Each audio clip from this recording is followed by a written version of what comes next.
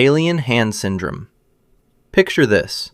You are sitting in a chair, minding your own business, and suddenly, your own hand reaches out and slaps you across the face. You didn't do it.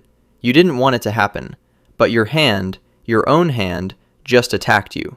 This is alien hand syndrome, a rare neurological disorder where one of your hands seems to develop a mind of its own. Patients report their hand grabbing objects against their will, unbuttoning their own shirt, or even trying to choke them while they sleep. The most famous case was a woman whose left hand would constantly undo the buttons on her blouse, just seconds after her right hand had buttoned them up. She had to sit on her left hand just to keep it under control. Another patient had a hand that would grab knives and try to stab him. Doctors had to literally tie his arm down to keep him safe. The strange part? Brain scans show that the part of the brain responsible for voluntary movement is completely disconnected from the part that controls the hand. The hand moves, but the conscious mind has no say in it. And here's the thing that keeps scientists awake at night. If your own hand can decide to attack you without your permission, how much of your body is actually under your control? Cotard's Delusion. From a hand that wants to kill you to a mind that believes you are already dead. Cotard's delusion, also known as walking corpse syndrome, is a condition where a person genuinely believes they are deceased. Not metaphorically, not, I feel dead inside, literally. They believe their organs have stopped working, their blood has stopped flowing, and they are a walking corpse. One patient was so convinced she was dead that she demanded to be taken to the morgue. She would sit in the crematorium because she felt it was where she belonged. Another man starved himself to death because he believed he was deceased and didn't need to eat. Hospital staff tried to force feed him, but he genuinely could not accept that he was alive. The most bizarre case involved a patient who was brought to the hospital after a suicide attempt. When doctors asked why he tried to kill himself, he said, "I'm already dead. I just wanted to speed up the process." Brain scans of Cotard's patients show a disconnect between the areas responsible for emotion and the areas responsible for self-awareness. The patient cannot feel the emotions that normally accompany being alive, and since they can't feel alive, their brain concludes that they must be dead. But here's the kicker. Some patients have been cured simply by talking to them. Others have lived with this delusion for decades, and scientists still have no idea why one person recovers while another doesn't. Foreign accent syndrome. Imagine waking up from a stroke, opening your mouth to speak, and suddenly sounding like you're from a country you've never even visited. This is foreign accent syndrome, a condition where a person suddenly develops a foreign accent despite never having been to that country or learned that language. One of the most famous cases was a British woman who, after a migraine, started speaking with a French accent.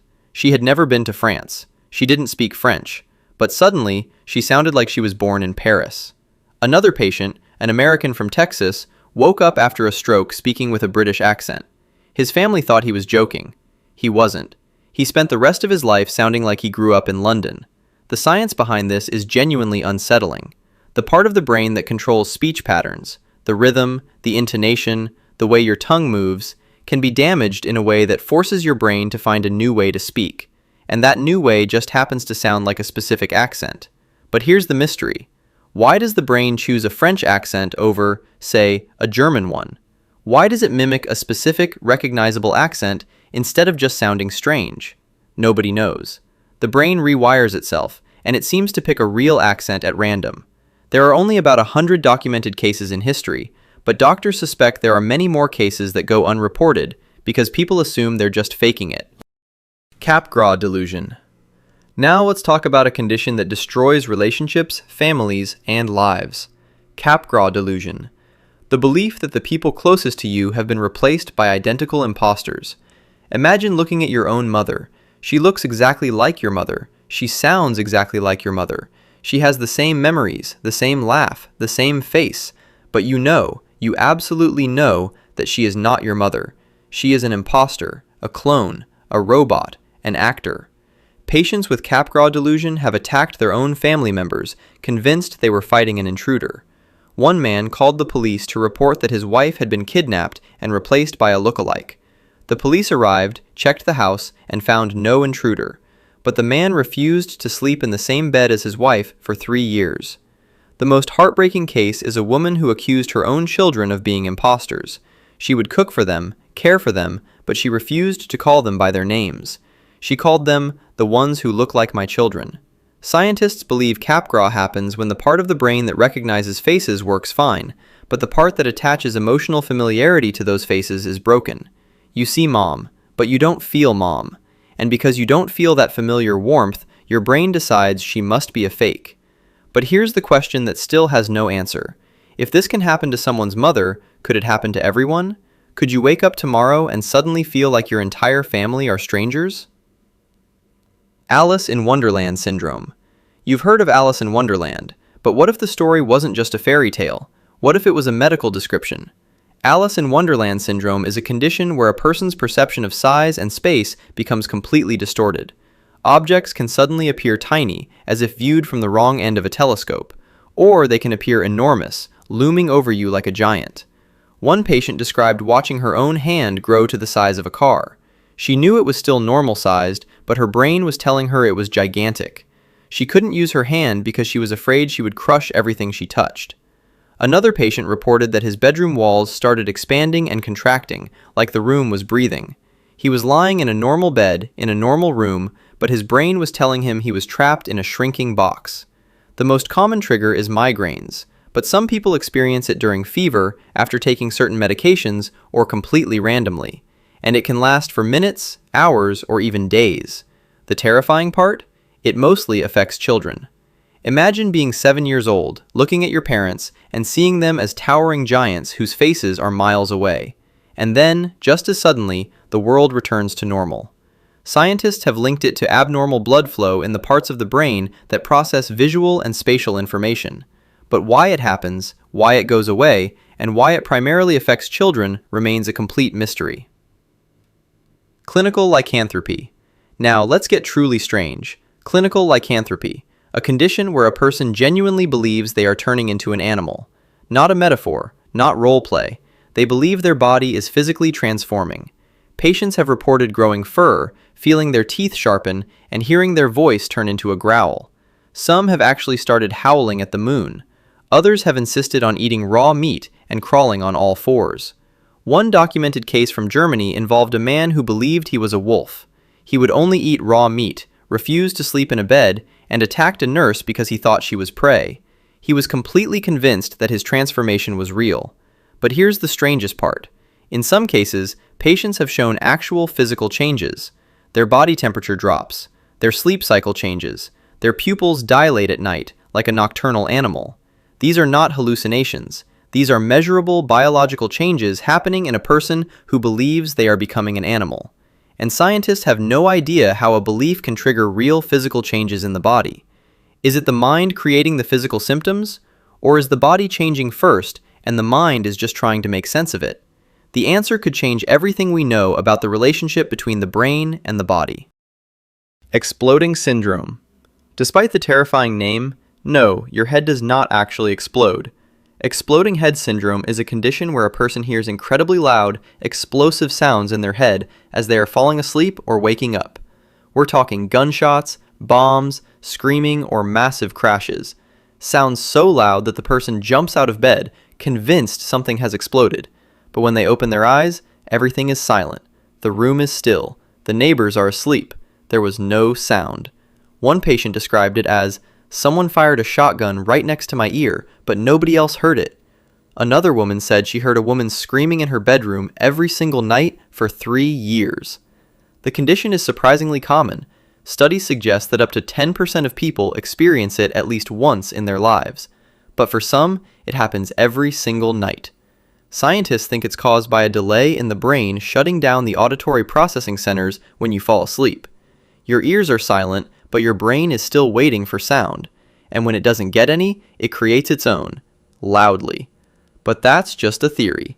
Nobody has been able to prove it, and for the people who suffer from it every night, the lack of answers is almost as terrifying as the condition itself. Mirrored self-misidentification. This next one combines almost everything we've talked about so far. Mirrored self-misidentification is a condition where a person looks in the mirror, sees their own reflection, and is convinced it's a stranger staring back at them. These patients will talk to their reflection, argue with it, and even try to fight it. One man carried a knife with him everywhere, because he was convinced the person in the mirror was following him. Another woman refused to enter any room with a mirror because she was scared of the intruder. In the most tragic cases, patients have physically attacked their own reflection, breaking mirrors and injuring themselves in the process. This condition often happens alongside Capgras Delusion, which we covered earlier. The patient can recognize the face, they know it looks like them, but they don't feel the connection. So their brain concludes, that person looks like me, but since I don't feel like it's me, it must be someone else.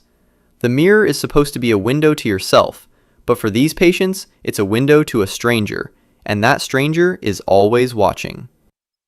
Ekbom syndrome. Imagine feeling bugs crawling all over your skin. You can feel their tiny legs. You can feel them biting you.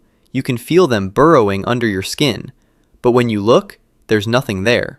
This is Ekbom syndrome, also known as delusional parasitosis, a condition where a person is absolutely convinced they are infested with parasites, despite having no parasites whatsoever. Patients have been known to show up at hospitals with jars full of skin flakes, dust, and lint, insisting that these are the parasites. They call them specimens. They are completely convinced. One woman spent over $10,000 on treatments, fumigation, and new furniture because she was sure her house was infested.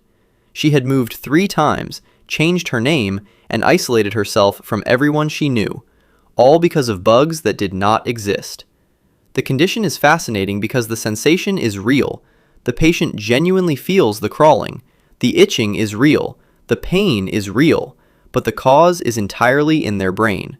What makes it even stranger is that Ekbom syndrome can be contagious. There have been cases where 2 people living together both develop the same delusion. They feed off each other's belief, and the hallucinations become more intense. Doctors call it folie à deux, madness shared by 2. Jerusalem syndrome. Now, let's end with a condition that only happens in one specific place on Earth, Jerusalem syndrome. A condition where perfectly normal, mentally healthy people arrive in Jerusalem and suddenly become convinced that they are biblical prophets. These are not people with a history of mental illness. These are tourists, accountants, teachers, retirees. They come to visit the holy city, and within days, they are walking the streets dressed in white sheets, delivering sermons, and claiming to be Moses, Elijah, or Jesus Christ himself. One famous case was a British tourist who arrived in Jerusalem, checked into a hotel, and walked out the next day wearing a bedsheet, carrying a staff, and announcing to everyone that he was the Messiah.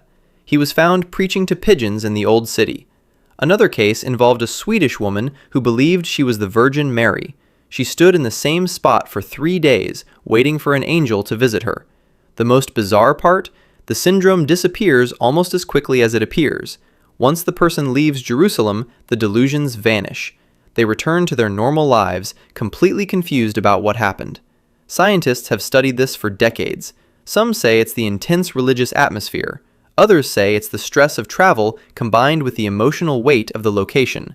But the truth is, nobody knows why a city can trigger a complete personality change in a perfectly healthy person. And it only happens in Jerusalem, nowhere else on Earth.